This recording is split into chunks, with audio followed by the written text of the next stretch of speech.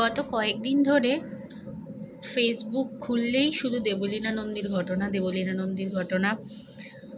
প্রত্যেকের কাছে একটাই টপিক, দেবলীনা নন্দী। ওটা নিয়ে লাইভ হচ্ছে, প্রত্যেকের ভিউজ বাড়ছে। কিন্তু একটা কথা বলবো, হ্যাঁ, ওর সাথে যা হয়েছে সেটা খারাপ হয়েছে, কিন্তু শুধুমাত্র ও চেনা পরিচিত মুখ বলে ছেলে মেয়ে নির্বিশেষে সবাই ওকে নিয়ে পোস্ট করছে। কিন্তু ও তো একা নয়, প্রত্যেকটা মেয়ের জীবনেই এমনি ঘটনা ঘটে। যেহেতু সবাই ফেসবুকে চেনা মুখ নয়, তাই কেউ প্রকাশ করতে পারে না। অনেকে আছে যারা প্রকাশ করে, কিন্তু আমরা কিন্তু তাদের নিয়ে কথা বলি না।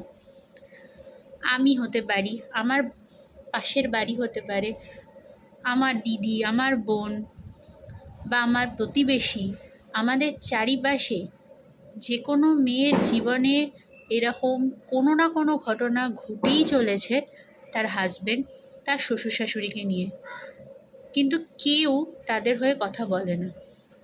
কিন্তু যেহেতু একটাই খারাপ লাগছে, যেহেতু এটা চেনা মুখ, সবাই এনাকে একদম আমার মনে হচ্ছে যে ইনি এখন সেলিব্রিটি হয়ে গেলেন এইটা নিয়ে।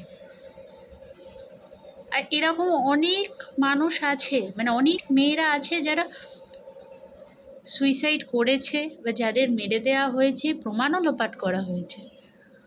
তাদের নিয়েও তো আমাদের কথা বলাটা উচিত ছিল। তাদের বেলা যখন আমরা দাঁড়াইনি, সুতরাং একটা মানুষের পেছনে সবাই মিলে দাঁড়িয়ে পড়ছো, এটা কিন্তু ঠিক নয়। দাঁড়ালে সবার জন্য দাঁড়াও, নাহলে কারোর জন্য দাঁড়িও না।